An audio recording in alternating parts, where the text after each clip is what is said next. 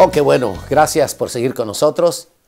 Hoy vamos a ver en esta oportunidad propósitos de las prisiones. ¿Por qué surgieron las prisiones? ¿Cuál es el propósito principal de las prisiones? Los propósitos de las cárceles en el contexto de la sociedad son los siguientes. Número 1. Disciplinar y castigar al ofensor. Número 2. Proteger a la sociedad de más transgresiones de parte del mismo. Número 3. Proteger a los ofendidos o víctimas de infringir las leyes al tomar venganza por ellos mismos. Número 4. Proteger al ofensor de la venganza de los agraviados. Y número 5. Readaptar al ofensor para su posterior reintegración a la sociedad. Ahora pregunto, o nos preguntaremos, ¿qué tan efectivas son las cárceles en cuanto a sus propósitos? En muchas ocasiones, las cárceles son escuelas de delitos en donde en vez de componerse el individuo, se empeora y aprende a delinquir con más eficacia. También son de carácter vengativo, en donde se mezclan emociones y pasiones y se aplica todo el rigor de la ley, produciendo odios, rencores y sed de venganza. Efectivamente, son una disciplina y castigo para el ofensor, pero se ha probado que por más dura que sea una cárcel y por más severo que sea el castigo, no es suficiente para cambiar el corazón del hombre. Por lo general, entre más rigor se aplica al prisionero, más duro y rebelde se convierte. En cuanto a proteger a la sociedad de más transgresiones de parte del mismo, eso solo es temporalmente, porque cuando es puesto en libertad, sale con elementos más sofisticados y entrenados para transgredir y afectar a la sociedad. En cuanto a proteger a las víctimas de tomar venganza por su propia mano, de todas maneras lo hace al acusar y hasta llegar a corromperse, infringiendo la ley, con el fin de que al transgresor se le aplique todo el rigor de la ley.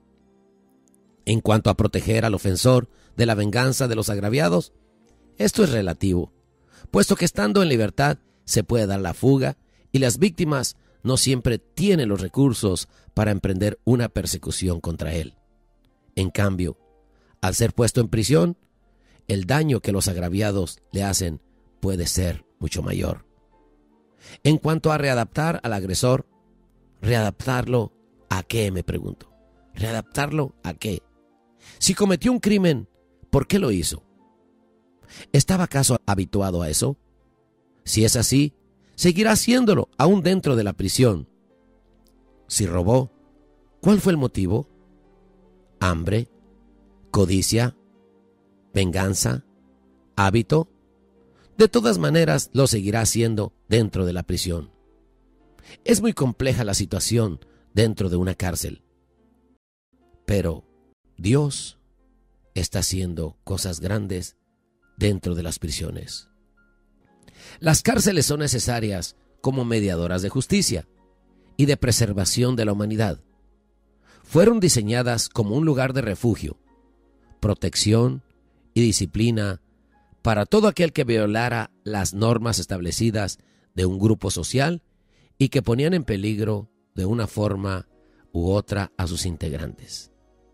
Antes del diluvio no había gobierno humano y por lo tanto no había cárceles. Cada quien hacía como mejor le parecía y la tierra se llenó de violencia y corrupción al grado que Dios tuvo que destruirlas a todos por causa de su maldad, porque si no, se hubieran terminado destruyendo ellos mismos. Imagínese por un momento que no hubiera cárceles. ¿Se puede imaginar el caos y el desorden en que caería la sociedad? Porque al no existir la cárcel, no tendría razón de ser la policía, que está puesta para cuidar el orden y detener y encarcelar a los que lo infringen. La sociedad se llenaría de violencia, robos, secuestros, homicidios, violaciones y delitos al por mayor. Imperaría la ley de la selva. Cada quien haría justicia por su propia mano y sería un círculo vicioso que nunca tendría fin, sino hasta el total exterminio del hombre por el mismo hombre. Las cárceles entonces, aun cuando no producen resultados positivos, ni logran sus propósitos para lo cual están establecidas, cumplen una función social importantísima para preservar el orden y el equilibrio social.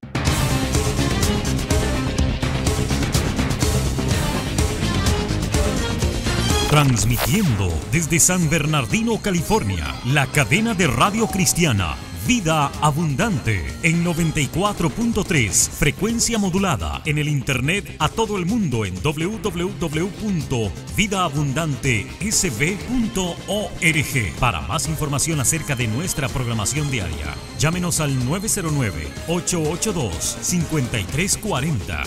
La cadena de radio cristiana Vida Abundante desde San Bernardino, California, una señal inconfundible.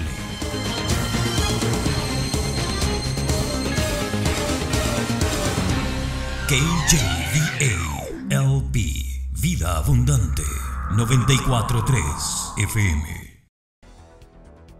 Presentamos el libro Libertando a los Cautivos, un libro único en su clase, un libro que te abrirá todo un panorama acerca de las prisiones. Profundizarás en el tema, comprenderás los diferentes pasos por los que pasa un prisionero durante su estadía en la cárcel, con temas como la importancia de las prisiones, las cárceles a la luz de la Biblia, 7 razones para interesarnos en las prisiones, las 7 etapas de un convicto, un libro que más que escrito por un hombre, fue vivido en carne propia. Testimonio y vivencia del pastor Ramiro López en Libertando a los Cautivos, el libro único en su tema. Adquiérelo hoy mismo llamando en Estados Unidos al 1-800-917-3480.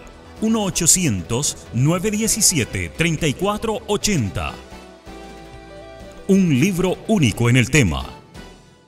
Razón número 1.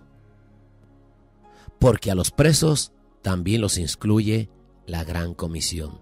En Marcos capítulo 16, verso 15 y verso 16, dice: Y les dijo: Id por todo el mundo y predicad el evangelio a toda criatura. El que creyere y fuere bautizado será salvo, mas el que no creyere será condenado. Marcos 16, verso 15 y verso 16. Jesús dijo claramente que fuéramos por todo el mundo y predicáramos el evangelio a toda criatura, a todo ser humano. Los hombres y mujeres que están privados de su libertad son seres humanos como nosotros. Algunos de ellos han cometido delitos, otros son inocentes, pero no dejan de ser criaturas. Hay periodistas que han llamado hiena humana a una persona que cometió un crimen y usan otros apelativos de animales y dan la idea de que no son humanos, pero sí lo son, y no son más pecadores ni más malos que ninguno de nosotros. Alguien dijo una vez que si todos los que debieran estar en la cárcel estuvieran, entonces, ¿quién cerraría la puerta? Estamos convencidos de que la única diferencia entre un preso y una persona libre es que al primero lo descubrieron en su delito y al segundo no. A la luz de la palabra de Dios, todos hemos pecado y estamos destituidos de la gracia de Dios o de la gloria de Dios, y, además, el que cumple toda la ley pero desobedece un solo mandamiento, se hace transgresor de toda la ley y es como si hubiera desobedecido todos. Los presos también están incluidos en la gran comisión que nos dejó nuestro Señor Jesucristo. Jesús también les pidió que fueran e hicieran discípulos a todas las naciones, que los bautizaran y que les enseñaran todas las cosas que Jesús había mandado. Mateo 28, verso 19 y verso 20 dice: Por tanto, id y haced discípulos a todas las naciones, bautizándolos en el nombre del Padre, del Hijo y del Espíritu Santo, enseñándoles que guarden todas las cosas que os he mandado, y aquí yo estoy con vosotros todos los días hasta el fin del mundo.